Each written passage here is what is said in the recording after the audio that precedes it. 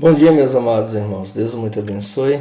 Nessa manhã, nós vamos agora trazer uma porção da palavra de Deus ao coração dos amados irmãos em Cristo Jesus. E se você quiser compartilhar essa mensagem, pode compartilhar para uma outra pessoa que você vê que é interessante. E gostaria de ler um texto da palavra de Deus, que nós já falamos na outra versão, na NVI, né?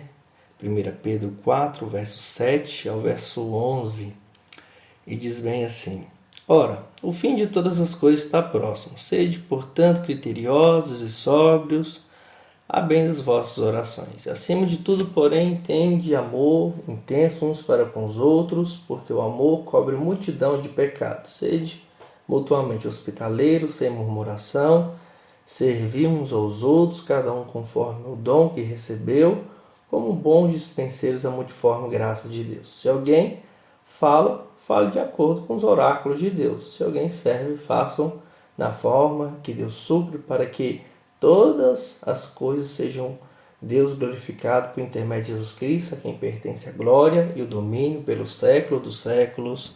Amém. Vamos orar? Pai querido, Deus amado, mais uma vez, Senhor Deus, nessa oportunidade que nós temos, nós vamos aqui estar orando, buscando o teu bom nome, meu Deus. Esteja nos instruindo e nos abençoando nessa manhã, em nome de Jesus. Amém. Meus amados irmãos, o texto aqui é bem sugestivo, né? Talvez por esse momento um pouco apocalíptico, né? Para a nossa vida. Talvez nós nunca pensaríamos que iríamos, né, enfrentar uma situação como essa, mas o texto aqui já diz o seguinte: ora, o fim de todas as coisas está próximo, né? Então será esse o nosso tema, o fim de todas as coisas está próximo. Aqui eu não quero ser apocalíptico, né? Mas pelo fato de já vivermos no milênio, entendemos que estamos no princípio do fim, no princípio das dores. Então já abriu-se o milênio, né? Desde o momento que Cristo Jesus se sofreu, né? Ou se sacrificou voluntariamente na cruz, ali ressuscitando depois ao terceiro dia. Ali já se abriu o milênio, né? Do reino de Deus, e até a sua volta será esse período desse milênio.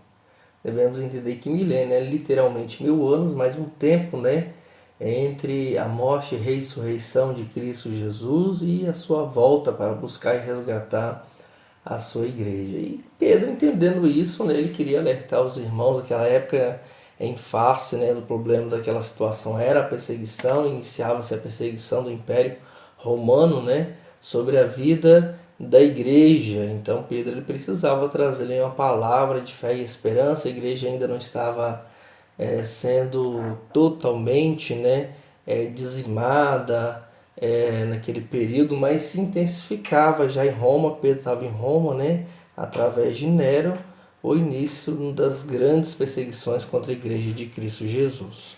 Então ele queria trazer uma palavra de fé e esperança. E nós devemos entender, irmãos, que também a volta de Cristo ela é real também, é outra perspectiva, né? Pelo fato de já vivermos um milênio, nós não sabemos nem o dia nem a hora, nós devemos compreender que qualquer momento, qualquer hora, qualquer circunstância pode ser um sinal da chegada de Cristo, mas por enquanto só estamos passando pelos princípios da dor, né? Então, pelo fato de vivermos já o fim dos tempos, no entendimento não sabemos quando que será, mas que já estamos vivendo, né, todos aqueles sinais e tudo mais, já era necessário ensinar naquela época de Pedro sobre esse assunto, né, a volta de Cristo, o fim do mundo, o fim de todas as coisas. E nós devemos entender primeiro que os crentes, né, do passado, principalmente no caso da igreja de Tessalônica, né, eles interpretavam errado essa situação. Interessante que um grupo da igreja lá começou a ir de casa em casa, falar da volta de Cristo Jesus, porém pararam de trabalhar, começaram a difamar a vida das pessoas, caluniar, fofocar, e não teve muito boa essa repercussão. Segundo também, a perseguição na época de Pedro estava aumentando, com Nero no poder, como já havia falado, né? e eles entendiam que poderia ser ali o início do fim. Então é interessante essa visão dos apóstolos, né, de que naquele tempo já ele já tinha a perspectiva que a volta de Cristo era iminente, né? Esse sentimento de que Cristo a qualquer momento, a qualquer hora ele poderia retornar. E também, né, essa mensagem de princípio do fim de todas as coisas não era uma mensagem de medo, mas é uma mensagem também de consolo, uma forma de consolar os irmãos em Cristo, pois o fim representa o consolo, o descanso, o juízo, a justiça de Deus. Então, se tudo isso que está acontecendo conosco nesses dias, né, representa um sinal do fim do mundo, do fim de todas as coisas, então nós devemos entender também que representa a volta de Cristo, o consolo, o descanso. A gente não precisa apavorar, né? Em razão disso, Pedro quer alertar os fiéis, né, a igreja, como nós devemos viver sob a promessa e certeza do fim da história, da humanidade. E quem governa essa história? Como que será, né? O fim de todas as coisas está próximo, né? Então, por isso, sejamos criteriosos e alertas, dedicados à oração. Olha só o verso 7. Ora, o fim de todas as coisas está próximo, sejam, portanto, criteriosos e sóbrios, a bem das vossas orações, né?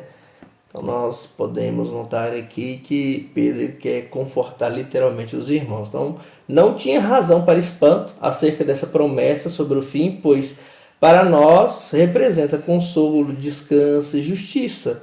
Não há por que temer o fim de todas as coisas. Porém devemos ser criteriosos, pois a história da humanidade, da igreja, todas as vezes que marcaram, né, o fim do mundo, elas fizeram algumas loucuras, né? Exemplo, se você observar bem alguns fatos, né? Uma seita nos anos de 1999 nos Estados Unidos, ela teve, o seu líder teve uma revelação de que o mundo em que nós conhecemos iria acabar. E eles se reuniram e, movidos por ensinamentos falsos, se suicidaram, né? Se mataram coletivamente, né? Ellen White, né, previu o fim do mundo 3 vezes e por fim ela disse que Jesus veio apenas em espírito, né? Em 2012 a minha família nos Estados Unidos se mudaram, né, para uma caverna dizendo que o fim do mundo estava próximo. Então, quando se trata desses acontecimentos, desses sinais, as pessoas elas ficam um pouco amedrontadas e acabam até que fazendo loucuras por não entender que se o fim está tão próximo assim, nós devemos entender que é motivo de oração, é motivo de nós sermos pessoas criteriosas, né? Entendendo que isso significa o nosso consolo, a nossa justiça, a justiça de Cristo sobre nós. Porém, Pedro quer aqui que os irmãos sejam calmos, alertas a essas circunstâncias, né? Ou seja, vai haver uma perseguição, essa perseguição vem do Império Romano sobre a igreja. Então, meus amados irmãos, sejam calmos, não se preocupe, que isso vai acontecer, já tem acontecido, então vamos ser calmos, criteriosos, sóbrios, né, em nosso coração. Porém, algo que traz paz nesses tempos de tribulação e dor são as orações. Olha só o que ele fala, né? Sede, portanto, criteriosos e sóbrios, a bem das vossas orações. Então, a oração é a melhor forma de vivermos a fé. Mesmo no sofrimento, esperando o juízo ou não de Deus, é a oração. A oração é o grande corretivo de uma visão superficial, limitada da vida, né? E capacita-nos a olhar para além das circunstâncias do presente e conservar o fim em vista, meus amados irmãos. A gente não precisa ter medo, né? Nós não precisamos nos apavorar, como foi algumas histórias, né, que nós já podemos assim citar, como já foi citado. Tem outras histórias também que falam de uma suposta volta de Cristo Jesus de uma forma real, né, já programada segundo aqueles que profetizam isso e fazem loucura, suicídios, se trancam na caverna. E não é bem assim que Deus quer para a nossa vida. A palavra de Deus, quando fala, né, do fim do tempo, do fim dos tempos, ou o próprio Cristo, quando fala perto da sua volta, né, sobre a grande tribulação. Na grande tribulação, a vinda do Filho do Homem, né, a volta de Cristo, lá em Marcos 13:33, ele diz o seguinte, olha só: estáis de sobreaviso, vigiai e orai, porque não sabeis quando será o tempo. A gente não sabe, então nós devemos o quê? Dedicar-nos à sobriedade, sermos criteriosos, não ficar alertas, perturbados, né? Sermos criteriosos naquilo que ouvimos, né? Às vezes ficamos tão focados neste mundo, né? Nessas epidemias, que refletimos sobre a volta de Cristo, sobre o juízo final, nem refletimos sobre esses assuntos, sobre o fim do mundo também. E quando refletimos de uma forma totalmente catastrófica, como se nós não fizemos, como se nós, como crentes, ou como servos de Deus, ou como aqueles que professam a fé em Cristo, não tivéssemos um propósito maior, que é a justiça de Cristo sendo aplicada na vida, na nossa vida, na humanidade também, sendo também um consolo de Deus vindo sobre nós. Às vezes ficamos perturbados com tudo isso, né? E acabamos acreditando em tudo, mas a melhor forma é nós irmos orar. Orar, porque o fim realmente é próximo, está próximo, não sei quando, não sei se será nessa epidemia, porém ele está próximo, porque nós já vivemos um milênio e essa é uma realidade. Mas o que nós devemos fazer? Orar, não ficar preocupados, perturbados, agoniados, mas orar diante de Deus. Outra questão também que Pedro nos ensina acerca desses momentos, né? Ele fala lá no verso 8, se você quiser acompanhar na sua Bíblia, ou até mesmo aí com a própria leitura do texto, verso 8 e 9 diz bem assim: acima de tudo, porém, tende amor intenso uns para com os outros, porque o amor cobre multidão de pecados. Outra coisa interessante, né? Que nesses momentos nós devemos observar o seguinte, que a solução do problema iminente, né, do fim ou da vida é a oração. Porém, se preocupar com o fim de tudo não é mais importante do que amar o próximo. Uma coisa que nós devemos entender agora que Pedro fala, olha só, meus amados irmãos, o fim está próximo, então se dedique à oração. Porém, quer dizer, acima de tudo, que tende a intenso amor uns para com os outros, né? Então esse é o momento de nós nos unirmos. O amor aos cristãos é mais importante ficar preocupado com o fim do mundo agora ou com o fim da vida. Então, em vez de você ficar preocupando se você vai ser infectado, se a nossa cidade, se o nosso país vai viver nessa epidemia, nós devemos ficar preocupados com o próximo. A gente fica olhando assim, a gente é tão preocupado com o próximo que a gente vê aí nas notícias, nos jornais e até nos vídeos, né, de WhatsApp, quando tratou-se, né, que iria paralisar a cidade ou o país, esse toque de recolher, o pessoal correr para o mercado comprando desordenadamente alimentos para estocar. Meus amados irmãos, se você estocar o máximo de alimento possível, você pode até ter um pouco de paz ali, um pouco de sossego para você, agora para o teu próximo não. Então a gente tem que pensar no próximo.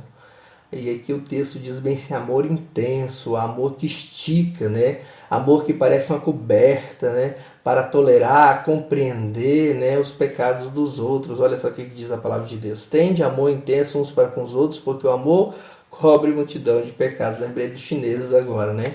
Todo mundo está odiando o povo da China porque na nossa mente tudo isso é culpa deles, porque eles têm um plano de conquistar o mundo, ser uma potência econômica. Pode até ser isso, não sei, mas eu creio que essa não é a proposta de Deus, né? Então a gente quer que nesses momentos Deus quer que nós venhamos ter o quê? Amor, né? Que nós venhamos a ter um olhar de compaixão, um olhar de amor intenso que você entender que os irmãos é mais importante que ficar preocupado com essas circunstâncias, com esses momentos. O sentido aqui é trazer que entendamos que nós venhamos ser intensamente, né? que nós venhamos a amar de forma muito importante aqueles que estão ao nosso lado, nosso semelhante. E aqui fala também de encobrir, né? Porque o amor cobre multidão. A coberta, o amor é uma coberta, né? Ele vai cobrir multidão de pecados, né? Ele vai ajudar a reconciliar, perdoar, né? No sentido de não fazer vista grossa, mas é tratar com respeito, discrição, né? As falhas, os pecados das pessoas, é perdoar as pessoas. Talvez é o momento também de você perdoar aquele que lhe ofendeu, né? Que você está muito tempo sem conversar com as pessoas, então com alguma pessoa. Então esse é o momento de você perdoar. A palavra de Deus já diz bem assim, ó, o amor cobre multidão de pecados. Então, em vez de você ficar tão preocupado, agoniado com essa epidemia, preocupe em reconciliar com quem que você se distanciou, que você está magoado, chateado, que é muito mais importante. Outra questão tão importante acerca desse tema é a hospitalidade. Olha só, sede mutuamente hospitaleiros sem murmuração. Aqui é outra questão. Claro que a hospitalidade hoje está uma questão um pouco difícil, né? Mas naquela época a hospitalidade significava algo importante. Por quê? Pense bem, né? Eu estava vivendo uma perseguição. Eu era cristão, não tinha ninguém para me acolher. Eu fugi da minha cidade porque o imperador e os soldados queriam dizimar minha família e minha casa. Então eles tinham que correr. Para onde que eles iam buscar refúgio, né? Na igreja, com os irmãos, né? Imagina você ter que viver com uma pessoa, ou com pessoas, né, de uma família, receber em sua casa, não apenas um dia, 2 dias, mas meses, porque estava vendo uma perseguição. Então não é fácil. Então hoje quero dizer para você, meus amados irmãos, que nós devemos ser pessoas também hospitaleiras, né? Talvez você não precise trazer as pessoas para dentro de sua casa nessa epidemia, mas ajudar você pode. Você pode muito ajudar as pessoas, talvez também nem na casa dela, mas no sentido de hoje ser hospitaleiro, podemos trazer, atualizar para nós, né? É você ser uma pessoa que ajuda o próximo, né? Que acolhe o próximo, né? De uma forma verdadeira e sem murmuração também, sem reclamação diante do nosso bom Deus. Eu gostaria de ler um texto aqui, lá em Romanos 12, é um texto que eu gosto, e a palavra de Deus diz o seguinte, lá em Romanos 12, 9 e 10, a palavra de Deus fala o seguinte para nós, olha só. O amor seja sem hipocrisia, detestai o mal, apegando-se ao bem. Amai-vos cordialmente uns aos outros com amor fraternal, preferindo-vos em honra uns dos outros, né?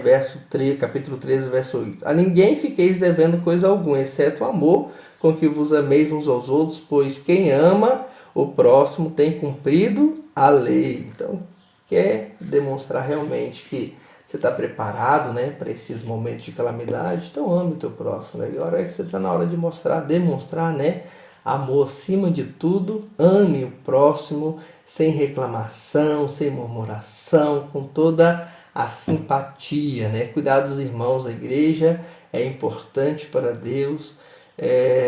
Então, em vez de ficar preocupado com esses problemas que estão acontecendo de uma forma descontrolada, se preocupe primeiramente com como está o irmão, como está aquela pessoa idosa que literalmente não tem como, né,